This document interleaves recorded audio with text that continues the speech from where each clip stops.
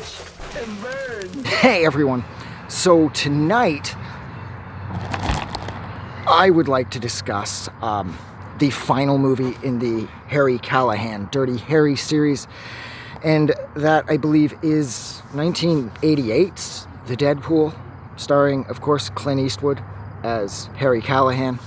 And I know this movie was pretty much hated by everybody, but the only movies of the Dirty Harrys that I had seen as a kid was this one and the first one.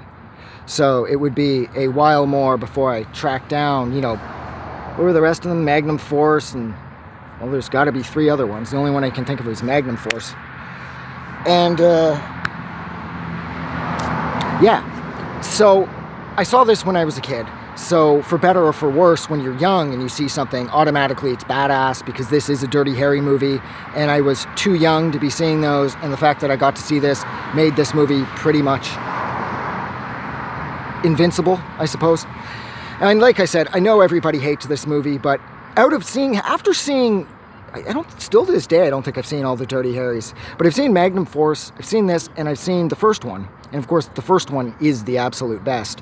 And I also love how Scorpio was based off the Zodiac Killer, who was running wild at that point when that movie was released.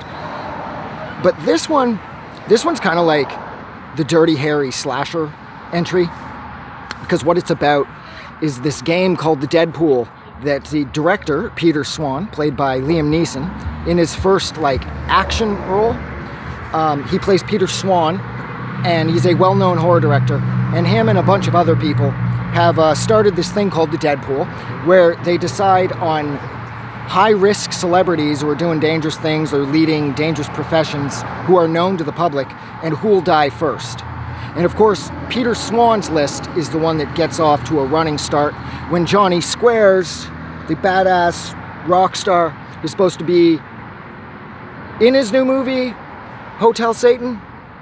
And of course, Johnny Squares is played by a very pre-famed Jim Carrey, who's amazing for the 30 seconds that he's in the movie. I believe him as a drugged up piece of shit rock star.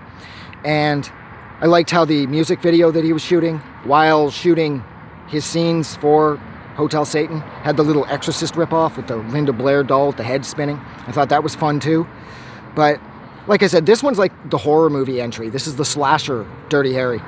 And that's exactly what's happening, is somebody who believes they're Peter Swan, or likes to pretend they're Peter Swan, is going around killing people on Peter Swan's Deadpool list because they're pissed at him because they used to work on one of his movies and they were annoying and he got them fired, of course, and that's enough for this lunatic to go after everybody on Peter Swan's list.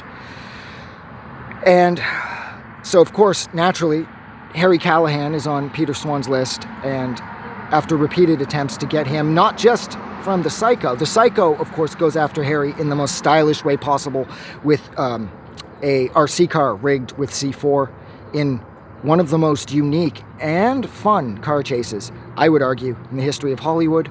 Usually when you think of epic car chases, you think of movies like Bullet or Vanishing Point, or for those people out there who are honest enough, Death Proof. And movies like that, or, even the Fast and the Furious vomit, all that shit, they still sort of count. But this is so unique because, like I said, it's an RC car chasing a real car, and the real car is trying to outrun the RC car, and I don't know what the fuck fake Peter Swan did to this RC car, but this little thing can move, and I love that. It's like, if Guns N' Roses hadn't been in this, I would argue that would be the most memorable thing about this film. But because Slash, Duff, and Izzy from Guns N' Roses, who at this point were red hot because Appetite for Destruction had just come out, and in order for me to buy it, I had to get my parents to do it. Because when I attempted to purchase it from the Sam the Record Man at the Pickering Town Center, they said I was too young and I needed to provide ID. I later found out that was because of the song Mr. Brownstone and how it's apparently about heroin and can't have 10-year-old kids buying music that's got songs about heroin on it. Nobody even mentioned how in Rocket Queen the sounds of somebody having sex were real. It was Axl fucking some chick in the vocal booth, and the rest of the guys in the band decided to record it and put it on the record. No mention of that, but just the drugs, But yeah, so Guns N' Roses were red hot at this point, and yeah, so like I said, Slash, Duff, and Izzy fire that harpoon thing into the side of the boat in some scene that they're in Hotel Satan. And of course, that is foreshadowing because that is exactly what is used at the end of the movie by Callahan to fire fake Peter Swan into the wall and conclude the movie as well as the series.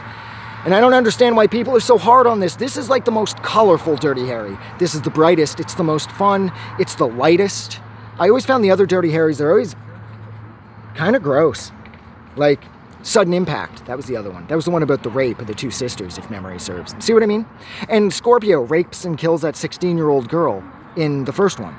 So the Dirty Harry movies are usually a lot more gritty and a lot more gross. And this one is just fun. This is like the fucking Friday the 13th Part 6. This is, like I said, it's so colorful. And this movie is just so alive. And it's got an RC car chase. And Guns N' Roses, when they were still relevant.